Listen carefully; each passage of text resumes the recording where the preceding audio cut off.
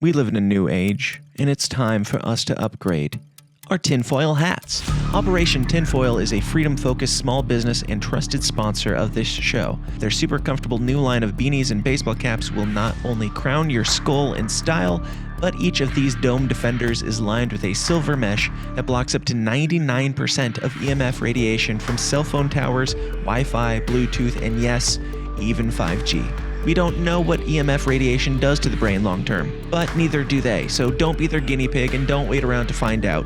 Get your stylish tinfoil hat of the future today at gettinfoil.com. Use the promo code SYSTEM for $10 off your order. Again, that's gettinfoil.com. Use the promo code SYSTEM for $10 off your order. Have you or a loved one been injured by some fuck nuggets, reckless driving, a tumble at your shitty job, or some other form of dumb shit outside of your control? Well, fear not, because today's episode is sponsored by a lawyer. Lone Star Injury Attorneys is an award-winning personal injury law firm that achieves maximum results for its injured clients. Max the Axe is not just a lawyer, but a hardcore Mises Caucus libertarian and also a big supporter of this show and all of our bullshit. Max is the best personal injury lawyer in Texas, but don't judge him by his occupation or location. Max is an avid defender of liberty and justice in whatever state you got fucked in. If you've been injured and your ass needs saving, go with the pros at Lone Star Injury Attorneys. Visit LoneStarInjuryAttorneys.com or Google Max the Axe. Consultations are free and you don't pay a single dime unless you win. Once again, go to LoneStarInjuryAttorneys.com and get your ass covered. All right. Are you good to go? Yeah. You got any questions before we get rolling? Okay. Rock and roll. Are you rolling? Good? Okay. We are here. Take two. We are here at the Libertarian Convention of North Carolina with Lars Mapstead. Lars, how are you, sir? I'm doing great, thanks. Thank you so much for being here. We are trying to do, I typically do like the man on the street type interviews, just grabbing people and stuff, but they gave me this conference room, so I was like, sure, let's go for it. And they gave me a lot of freedom. So like my goal for this weekend is more to get to know the person rather than the candidate and the character that is selling this idea of like, when I am elected president, then this. So like, I just want to get to know you guys and what you're all about. Tell me about, well, I've been starting these out with, what is your favorite song ever? Oh, boy. Gosh, I don't know what my favorite song ever is, but I'm a big fan of Beastie Boys. Oh, yeah? So it'd be something from Beastie Boys, but I don't know exactly. I can see it in the ponytail. Yeah, it would definitely be some Beastie Boys. But I like, I like punk rock. I love old school punk rock. I like old school rap. I like pretty much all music, so it's hard to say for sure. But you like all music, or you like all genres? I like like almost all genres. I'm not a huge fan of opera. It's not really my thing, but you uncultured swine. But very much everything else. Like I grew up hippie parents, and so I grew up on a lot of like '60s hippie music. Sure. So like Joni Mitchell or Cat Stevens was a big thing. Like when I was a kid, Moonshadow was like my number one song for, and I for a long time that was my number one song. But sure. Most people probably don't know what that is. But. I don't. But tell the viewers can go look it up if they want to. But tell me what you like about that song. It's very it's acoustic. And it's kind of happy, It's a happy dance around, and the album cover for that, I was probably like 6 or 7 years old when I was listening to this album, and it's kind of a cartoon of kids playing in a tree. And I think the album's called Tea for the Tillerman or something like that. And it embodied my youth, like just kind of free spirited, running around in nature, doing whatever you want to do, and then just kind of. That very libertarian. Is that what you're saying? Happy. Yeah, my youth was very libertarian. I grew up on a pot farm in Big Sur with no electricity in our house. So, okay. Sounds like a libertarian convention, Yeah. A lot of pot, no plumbing, and Yeah, one of the things my mom used to do is she would feed me grape nuts cereal for breakfast before I'd get on the bus and go off to the school, and we lived like 20 miles from town, so it wasn't like you were going to go get milk from town, but we had goats. Yeah. And so in the morning, sometimes she would have forgot to milk the goat or whatever, and she would literally take my bowl of cereal out, put it under the goat, and milk the goat into the bowl of cereal and hand it to me. And there's nothing like more gross than warm goat's milk with a couple hairs in it to send you off to school. Yeah. Here's your fresh teat milk, boy. Enjoy. Well, that's fun. So you went from goat milk cereal Yeah. to here. Like, how'd you get roped into the politics at all? Did you have any history in politics or anything? Not really. I've always been interested in financial markets, and I always was listening to business news and that sort of thing. And so I think that shaped a lot of my ideas was economics. A lot of my political ideas come from economics, and so I voted for Ross Perot early on. I never felt like I was a Democrat or a Republican, and I liked the idea of sort of a maverick or a rebel coming in and shaking up the system, and because I always felt the system was corrupt, even at. So you mean like Donald Trump? All of them, like Coming every and shaking up the president in my entire life, right? Yeah. Like it's just like there's nothing like. Basically any politician really that's been in office more than one term is corrupted by the system. And so I always looked for the kind of rebel thing. I voted for Ron Paul twice. He was rebel-y to me a little bit. I mean, I guess he was sort of the system a little bit, but he also was talking about things that I enjoyed economically, right? Ron Paul was the system in what way? Just in running on the GOP or what? That he had been in the political spectrum for a while. And I think that no matter what, anybody that's in Congress for a while gets corrupted to a certain degree. Whether I think there's just no way to really get around it.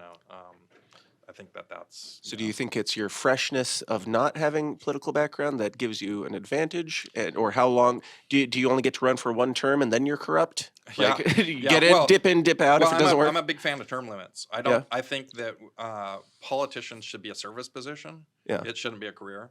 And I think that a lot of the corruption and a lot of problems we have is because it's no longer a service position. It's looked at as a career. And I think that is, I took a tour of Independence Hall one year, and the ranger was saying this is where original Congress was held, and they would come here for 3 months a year, and they'd go back to their regular jobs. Yeah. And that it was a service position. When she said it was a service position, that hit me like a ton of bricks. I was like, that's what's missing in politics. Public service.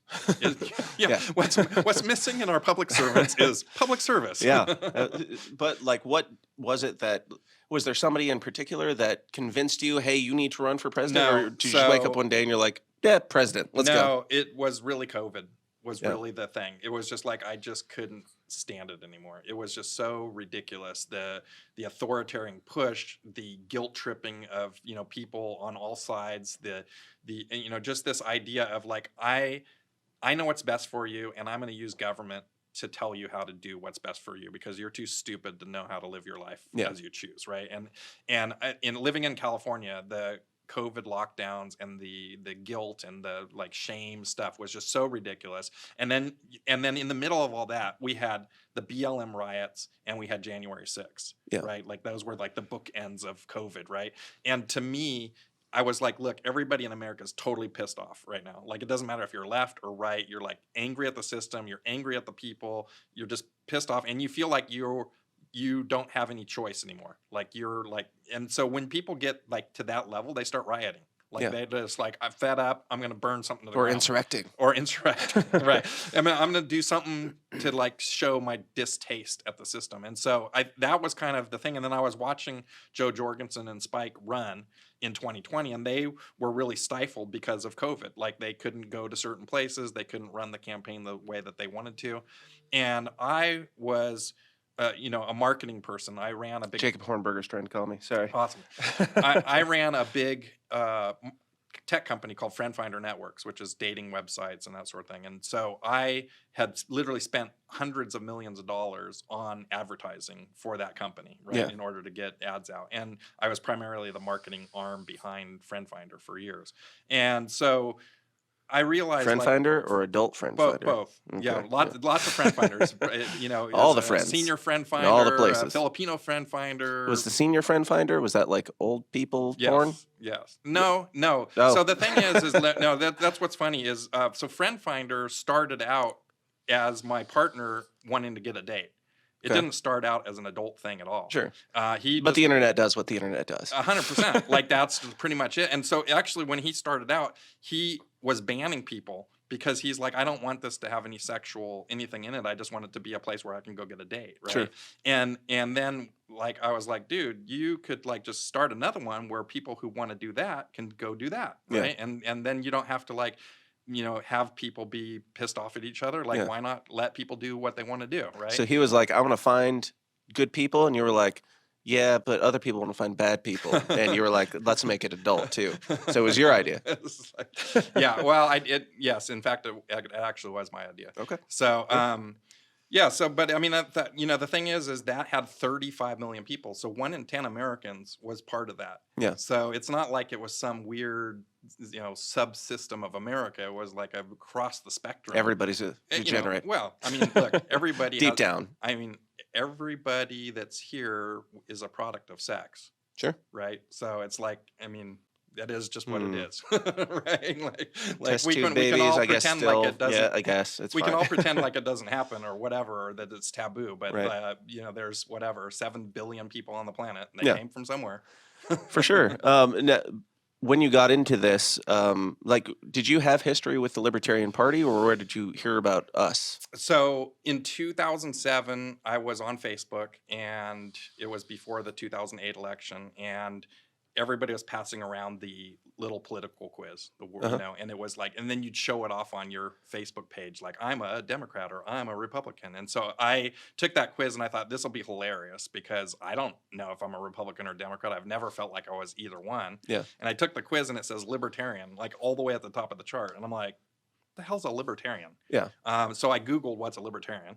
And I start reading down. I think maybe I made it to the platform. I don't even remember exactly what I read, but I started reading. I'm like, oh, that's how I believe. Oh, that's how I believe, Yeah. right? And so I think at some point I finally read the platform, and I was like, I believe like 90% of this stuff straight away. You don't even have to convince me of any of it. It's just like, that's how I believe. And then the rest of it, I found out that like libertarian policies, oftentimes you have to take them together in order for them to work. Like they don't stand alone on their own, but if you like get rid of a few different authoritarian things combined, then it makes perfect sense to have that policy, right? So that's a thing. So yeah, I got that, and then I was watching the elections, and then I realized like I could get our message out there really good with my marketing skills. Like I can literally reach tens of millions of people with my marketing skills of the libertarian message, and I feel like I'm a regular guy. Like I grew up A very rich regular guy. a very rich regular guy, but I grew up, regular guy working regular jobs. I've been a dishwasher. I've been, cleaned out grease traps. I delivered bread for, jobs. I've done all different kinds of jobs. And so I feel like and I've struggled financially like for years, eating top ramen for days on end at the end of the month because I didn't have enough money to buy any regular food. Right. Yeah. And so I feel like I have a good feeling, and even though I have been successful, I live my lifestyle not as a super successful person. Yes, I have some things that I do that regular That's why you people- chose to be libertarian, because you live your life in a not successful way. Yeah. Because libertarians aren't. No. Sorry. Ever. I'm sorry. Continue. Yeah. I didn't mean to cut you off. No, that's all or be a dick. I'm No, sorry. you're good. So you're all about unrigging the system. Yeah. That's your thing. How do we do that? How do we because I mean, I'm like, my whole thing is the system is down, the system is fucked. It's like it's imploding in on itself, much to our detriment. But your unrigging of the system, is that just like the system is bad, the system is fine, but it can be fixed? So yeah, I mean, there's obviously in the Libertarian Party, there's different strata of how that works, right? Some people are like, it just needs to be burned to the ground and be gone with, and I can certainly appreciate that point of view also, because sometimes, I mean, look, if we don't unrig it, at some point that's what happens. Yeah. Right. At some point, it just falls apart into chaos, and everybody's, And so government is good, but we need to make it work for us. I mean, on a very, very limited basis. Sure. I think that the government that we have right now is not good. I would argue that it's very coercive, and I don't think you'd get much pushback around here on that. Yeah. So the thing is, so I started running, and I started hitting ballot access issues, and I started hitting rigged systems just in running. You started running as libertarian. As a libertarian, right? It's like you can't get on the ballot. You can't. You get no media attention. Right. You you're not taken seriously because you're a libertarian, right? Yeah. So I get it. It's my whole thing. Yes. So I was like, look, I have all these things I'd love to change in government, but we're not going to change any of this shit until we fix our election systems. Sure. Our election systems are a complete and utter sham. We have, and I've always thought we had the illusion of choice in our elections. That when I had to vote for Bush and Clinton for like 20 freaking years, I'm like, this isn't a choice. Like, they're like, oh, you have a choice. I'm like, that's not a choice. Right. For you get me. to choose between.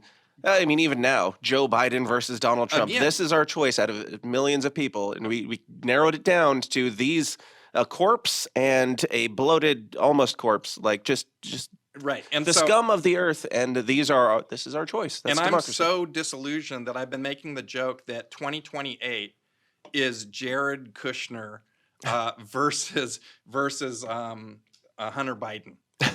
Okay, I'm down. Let's do it. That's coming down the pipe. I mean, right? this is our timeline now. Right? It's not impossible. I wish it was impossible. Right. It's like, and so like if that happened, I wouldn't be shocked at all. Right. Like when Hillary Clinton ran, I was certain that it was going to be Hillary Clinton versus Jeb Bush. I was certain because that was like the timeline for the last 20 whatever years, right? Me too. And then we all assumed Please Clap would win. Blew the shit out of it, but so I mean, this illusion of choice.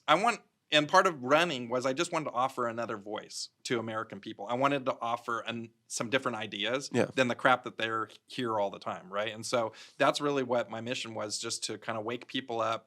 And all the things that I'm trying to do are things to like sort of cause chaos in the system, to disrupt the system. I like that. And it's almost like America's having a heart attack and we need a defibrillator to just smash people and just, and I'm like, oh, okay, well, crap. Yeah, things are broken and maybe we can do something about it. Because right now people feel like they're asleep and they're just like, well, I'm resigned to the fact that I'm going to have to vote for the lesser of two evils. I don't like either of these guys, but I'll just pick the one that is it's all fear, right? Like they're like, if you don't vote for this guy, the bad guy's going to do bad things to you. And if you don't vote for this guy, the other bad guy's going to do bad things to you. And it's like, we're not voting to like make America better. We're not voting for something. We're voting against something. Yeah. That's literally the entire system right now.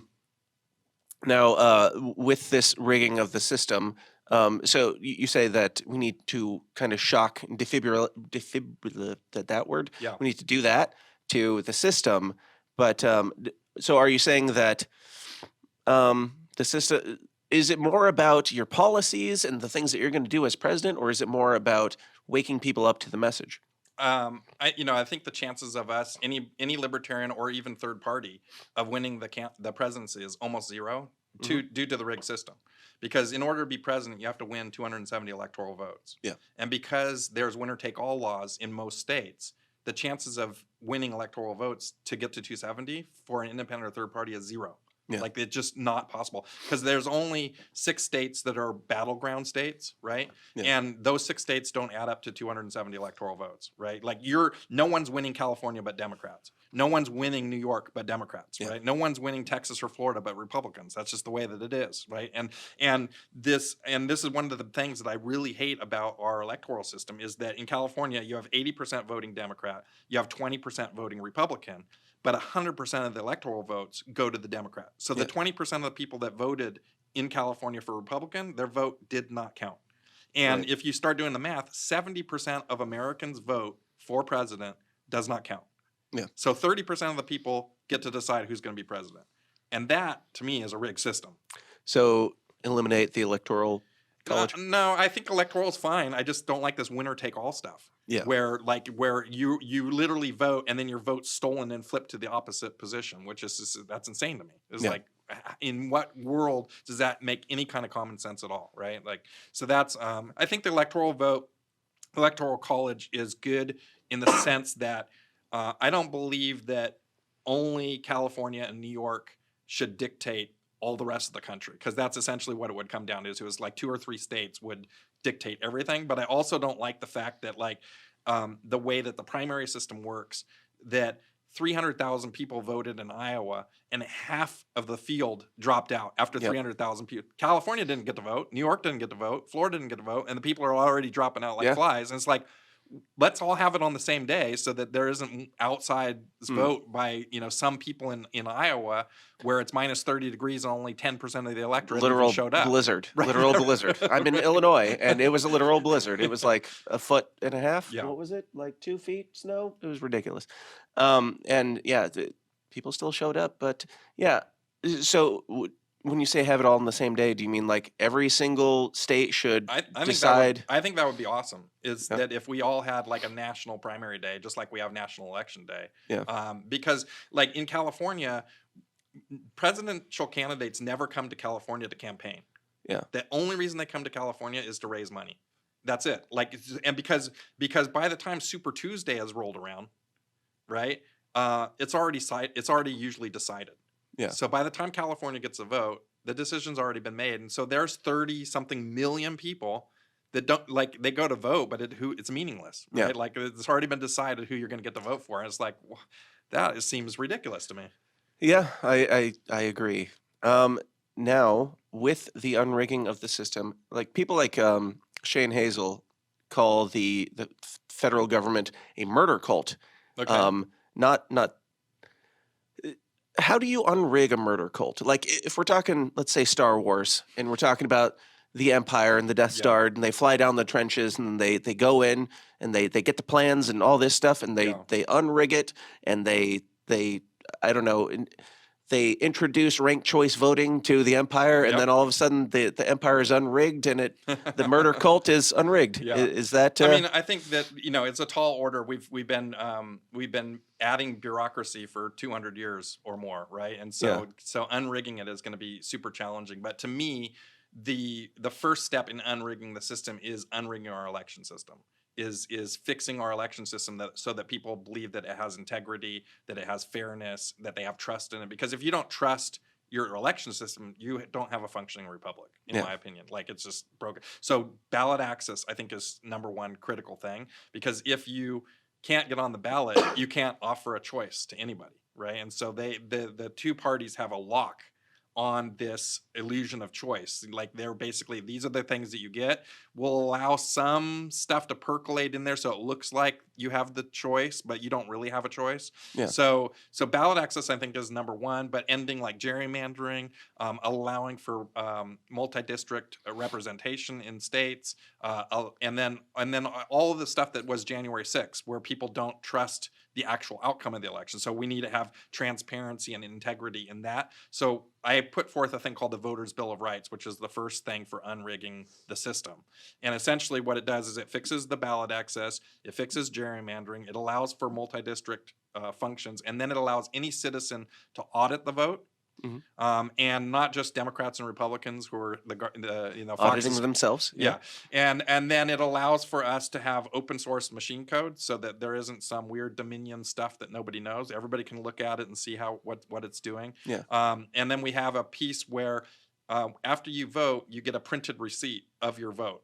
Okay. And you can take that and you can measure it up to what the government has as what your vote is. So you can tell like, oh, okay, they counted my vote correctly. Right. And so that allows for everybody to like at least know my vote was counted properly and that like I was represented at least to that degree. It's funny. Sounds a little racist.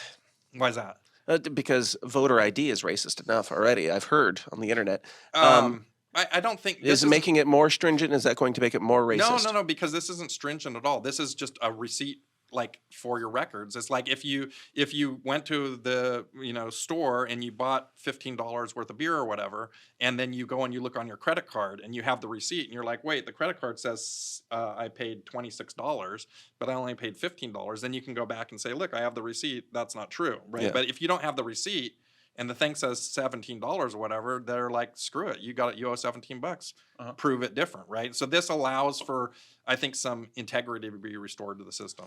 I don't think it causes any barriers because it's it was mostly a joke. Yeah, okay. Because fuck the internet. But so you've talked a lot about the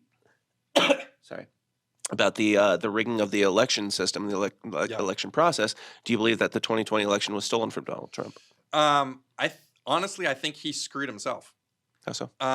So he was on TV before the thing was done, and he's yelling, the election is rigged. The election is rigged, right?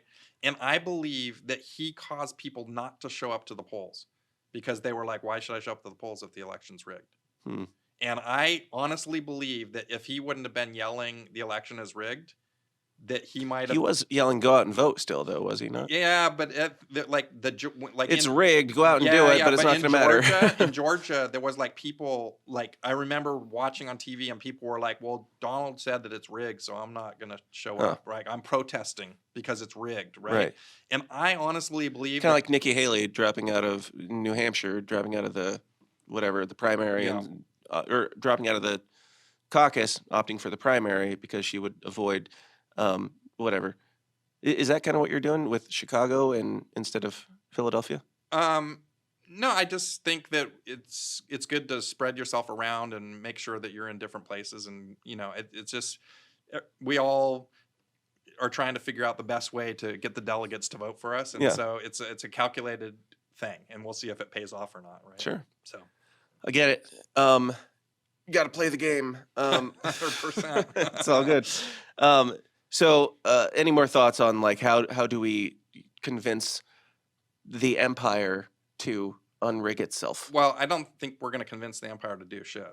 Honestly, what we have to do is convince the people that they can actually affect change, right? Yeah. And that we have to get those people that Donald Trump said the system is rigged, and then they just stop showing up. Mm-hmm. We need to get those independents all over the country to realize that right now there's more registered independents than there are Democrats and Republicans, and that if they get together, they have a voice. Yeah. That they can start changing things, right? And even if it's not like they can show up and vote and win something, because that's probably relatively unlikely, but they could be going and being activists and telling their Congress people and telling their state legislatures, look, this is broken and we want to fix this thing. It's going to take a while, right? But I think, like I said, we're either going to fix it and we're going to unrig it, or it's going to be civil war and people are going to be shooting themselves. Either way, win-win, Well, I prefer not to have people killing each other, but, I mean, some people think that that's okay. Agreed. No, I agree. So with this debate tomorrow, is there anything that you're hoping to get out of it? I know that Libertarians always have like their drama or anything. Is there anything that you want to clear up or any plans that you have in mind? Yeah, I'm hoping to get delegates to go to Washington, D.C. Good goal. for me. And that's my only real plan here is to convince people. And I think, going around the country, I'm getting a lot of people that are like, Lars, I really like what you're doing. I haven't heard a lot about you, but the things that I hear, I like. And I'm, watching you. And so you're my second person. You're my second person. I get that all the time. And now I'm starting to get more like, you know what? I've heard enough. You're my first person. And so I think that I have some good momentum going. I have a crazy good team. I've put $500,000 into this campaign, which is more than all the other candidates combined. I mean, that's probably more than all Libertarians combined for like the last 5 years, but go on. So, I'm fortunate enough to be able to do that. Right. And, and I think, unfortunately, to win elections, we need money. And $500,000 sounds like a lot of money, but the reality of it, it's chump change in actual, election process, right? Like, I wish we had $15 or $20 million so that we could run real campaigns, so we could buy a Super Bowl ad. Mm-hmm. Imagine a Libertarian freaking Super Bowl ad. How awesome would that be, right? Like, you don't have to live in shame anymore. You don't have to live in fear of your government. Like, I can make that ad. That would be awesome. Like, if we get 15 you got the money. If we get 15 million. I'm willing to take your money. You remember the Apple commercial where the guy's swinging the hammer and he like smash and everybody's like in the gray and then he smashes the system. Like, that would be an awesome ad for the Super Bowl. And it's just like, and then everybody wakes up and they're like sloughing off Congress people and senators and the bureaucrats and they're like breaking away from those people. I mean, that would be an amazing ad. Our effects budget is going to be really high, but I'm down. Just hit me up. All right. So, in running for president for the Libertarian nominee, is there somebody that would be your pick for like your VP? Because there's sometimes discrepancies between the two since we choose them separately. Yeah, I have a pick, but I'm not announcing it yet or them yet. But essentially, my criteria for a vice presidential pick is that they have to be a really good messenger to regular people. Yeah, like they have to be able to talk to regular people on the street and turn them into libertarians and convince them that libertarian is the right way to go. Because I feel like we have a messaging problem in the Libertarian Party, and it's not that we're not based enough, and it's not that we're not principled enough. Mm-hmm. It's that we are literally not reaching people. Right? Is it Chase Oliver? No. I saw the flyers. Yeah, I saw the team up. So I should clarify what that was. So we went to Maine And I was scheduled to go to Maine to get ballot access for Maine. And the weekend that I was scheduled to go, they had a snowstorm. Okay. And so I didn't go that weekend. And Chase was scheduled to go the next weekend. So I ended up asking Chase, can I come on your weekend? And can we just do it together? And so we ended up doing that, and they made a flyer, but it's not because we're like teamed up or anything. It just like a temporary joining of forces. Yeah, it was just for getting ballot access in Maine, which we did. I ended up putting $25,000 of my own money into Maine. We hired with a couple other guys put in money too, and then we're able to hire enough people to get Maine permanent major party status in Maine. Yeah. So that was a huge win. And what I learned from that weekend was I went out pounding the pavement trying to get people to register to vote, and I realized this is not a skill set that I have, and that we needed professional help, and we needed it right now, right? And I was really the only candidate that had the resources available to make that happen. Yeah. And so I'm stoked that we were able to do it. But I didn't know if it was like a, John McAfee and Adam Kokesh did their team up thing, if it was something like that. No, it was literally just that he was gracious enough to let me come on that weekend. And so that was good because I had scheduled first to do it, and then he scheduled. And so, the teams just put together a flyer or whatever, but it does not mean that we're like teamed up or anything like that. And to be honest with you, all of the candidates that are running today, I feel like we're all within like 5% of each other on where our policies are and where our things are. I mean, we're libertarians. Like you're only allowed to be so far. That 1% that you disagree on that you want to kill each other about. So I feel like anybody that's up there is going to do a good job getting our message out. Yeah. But I believe that I'm the candidate that's going to be able to get our message out to the most people. Yeah. So and I say, if you have a great base message and a principal message and you're yelling it into an empty room, it just doesn't matter what your message is. Absolutely. And so, I'm literally, most people have seen my ads at this point because I've been running them for 2 years on Twitter and Facebook. And so I'm reaching 500,000 people every day. Yeah. That are just regular people, and I'm converting regular people, and I'm going on podcasts with not libertarian podcasts, regular podcasts, and people are like, oh, okay, this guy actually says things that make sense, and like I had a whole thing on the war on drugs with somebody, and at first they were like, oh, I'm not for descheduling drugs. That'll make everybody in America a drug addict, right? And so I went on this whole thing about why the 50-year failed war on drugs, and this is unrigging the system, and that it's a failure, right? And she's like, oh, no, I'm not for that. And then I kind of explained it all. And then I told her that I got sober when I was 17 and been sober for 37 years. Mm-hmm. And she was like, wait, so you're not just pushing this because you want people to do drugs? And I'm like, no, as a matter of fact, I think,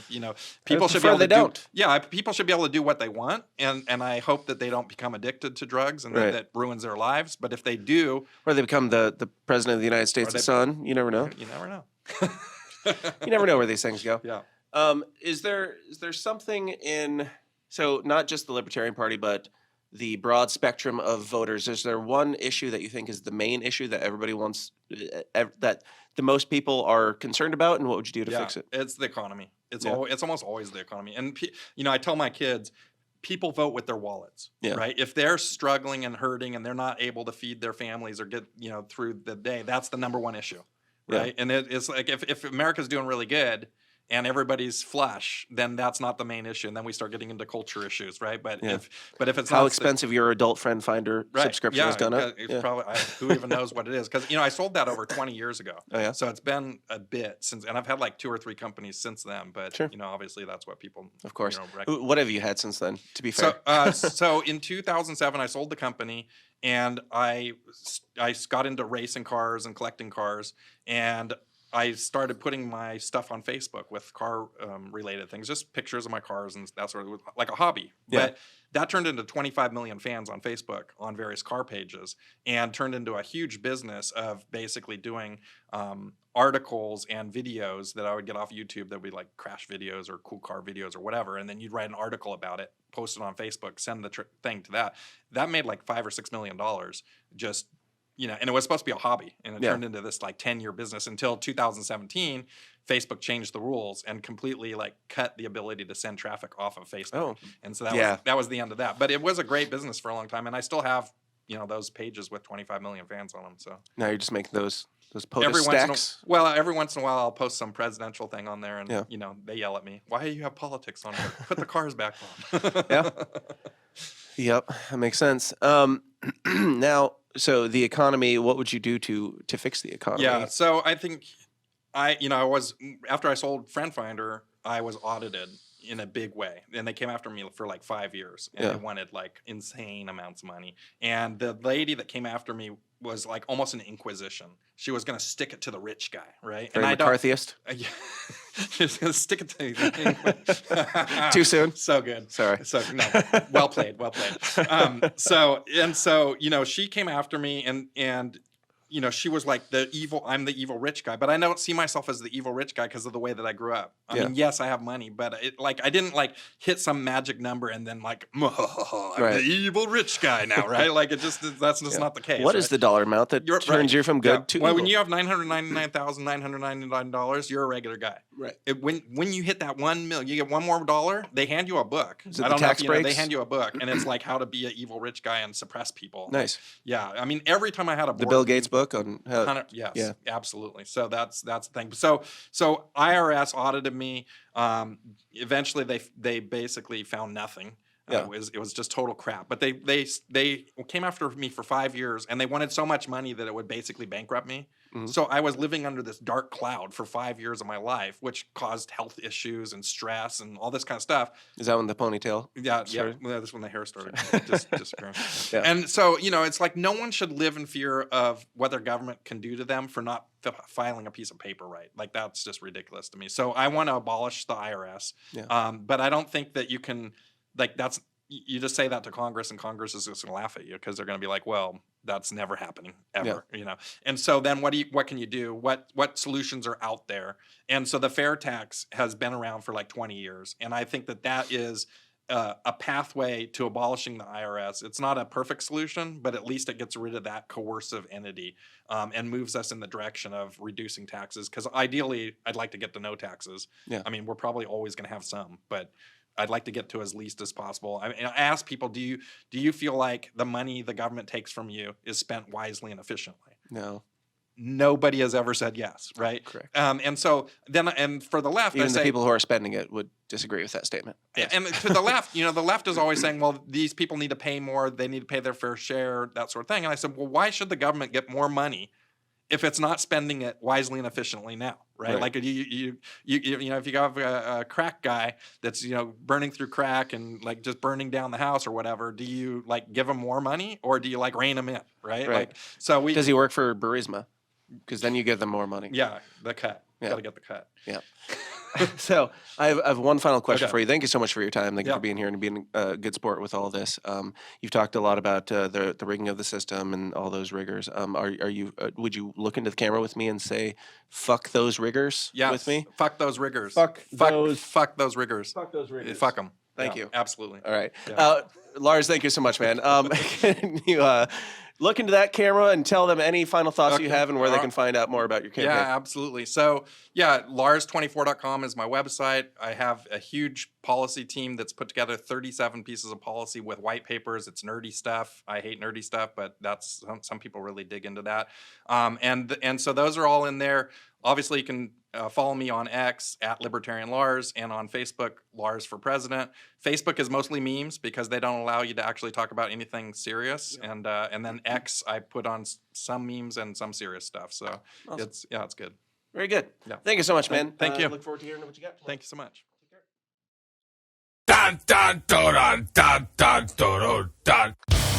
Hey guys, thanks for watching. Be sure to like and subscribe on your way out and help us change the world one uncomfortable conversation at a time. And if you like what you hear and you want to hear more, go join the Downers Club at patreon.com/thesystemsdown for bonus episodes of the show every single week. Until next time, please continue to question everything, stay uncomfortable, and I'll talk to you then. Thanks.